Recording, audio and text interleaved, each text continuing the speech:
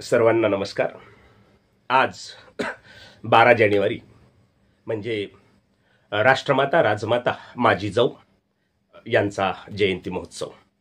हा जयंती महोत्सव मोठ्या प्रमाणामध्ये सर्व महाराष्ट्रामध्ये साजरा होतो। खरं तर संपूर्ण देशामध्ये साजरा व्हावा अशी प्रेरणादायी मूर्ती, स्फूर्तिदायक व्यक्तिमत्व म्हणजे राष्ट्रमाता मा जिजाऊ। त्यांच्या जन्माचा काळ खरं तर अत्यंत गंभीर असा होता। वेगवेगळ्या वाईट प्रथा, परंपरा, चालीरीती या सर्व समाजामध्ये भिनलेल्या असताना अशा परिस्थितीमध्ये राष्ट्रमाता जिजाऊचा जन्म शिंदखेड राजा म्हणजे आताचा बुलढाणा जिल्हा या महाराष्ट्राच्या भूमीमध्ये झाला। लखुजीराव जाधव खरं तर त्या काळातले अत्यंत प्रसिद्ध असे मुत्सद्दी सेनापती, परंतु चाकरी मात्र दुसऱ्याच्याच दरबारामध्ये। आणि नेमकं हीच गोष्ट लहानपणापासून जिजाऊंना खरं तर मनाला त्यांच्या टोचत असे। म्हणून लहानपणीच ज्या वयामध्ये मुलं खेळी भांडीचा खेळ खेळतात, ज्या वयामध्ये लेकरं भाऊली भाऊल्याचा खेळ खेळतात, अशाच वयामध्ये जिजाऊनी मात्र घोडेस्वार, दानपट्टा, तलवारबाजी, भालाफेक अशा पद्धतीचा रणामध्ये आणि युद्धामध्ये जे शस्त्र कामी पडतात अशी शस्त्र अस्त्र चालवण्याचा खेळ खेळला। मुलाचे पाय पाळण्यात दिसतात म्हणजेच मुलीचे पाय पण पाळण्यातच दिसतात। अगदी तसंच राष्ट्रमाता जिजाऊ या लहानपणीच कर्तबगार, मुत्सद्दी आणि आपल्या वडिलांच्या आवडत्या होत्या। घरी आधीपासूनच गर्भश्रीमंती असल्यामुळे कमी कोण्याही गोष्टीची नव्हती। नंतरच्या काळामध्ये वेरूळमध्ये म्हणजे दुसरे सरदार शहाजीराजे भोसले पण हेही कर्तबगार, मुत्सद्दी, शूर, वीर, परंतु चाकरी दुसऱ्याच्याच दरबारामध्ये। आणि त्यावेळेस कर्तबगार असल्यामुळे शहाजी भोसले यांच्या सोबत जिजाऊंचा विवाह झाला।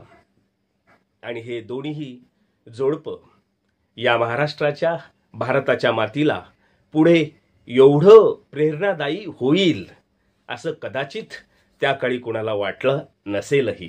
परंतु राष्ट्रमाता जिजाऊंच्या मनामध्ये लहानपणीच्या ज्या सुप्त भावना होत्या त्या भावना त्यांनी बोलून दाखवल्या आपल्या पतीजवळ। म्हणजे घरातला आपला सोबती आपल्या सोबत असेल तर एक महिला काय करू शकते त्याचं ज्वलंत उदाहरण म्हणजे राष्ट्रमाता मा जिजाऊ। आणि जिजाऊंना पूर्ण स्वातंत्र्य शहाजीराजे भोसले यांनी दिलं।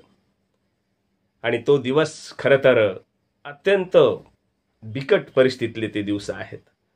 शिवनेरीवर जेव्हा 19 फेब्रुवारी 1630 मध्ये शिवाजी महाराजांचा जन्म जिजाऊंच्या पोटी झाला, तो खरा स्वातंत्र्याचा सूर्योदय।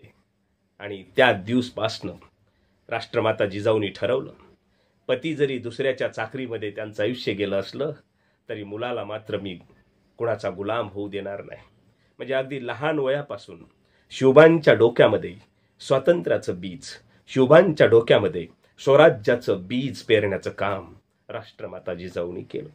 कारण निसर्गाचा नियम आहे, पेराल ते उगवेल।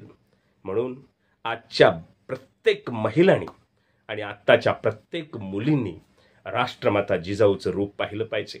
एक आदर्श मुलगी म्हणजे राष्ट्रमाता जिजाऊ, एक आदर्श पत्नी म्हणजे राष्ट्रमाता जिजाऊ, एक आदर्श आई म्हणजे राष्ट्रमाता जिजाऊ, आणि एक आदर्श आजी म्हणजे राष्ट्रमाता जिजाऊ, आणि एक आदर्श राजमाता म्हणजे राष्ट्रमाता जिजाऊ। सर्व रूपामध्ये प्रेरणा घ्यावी असं जिजाऊंचं रूप आहे। म्हणून राष्ट्रमाता जिजाऊचा हा विचार आपण समजून घेतला पाहिजे।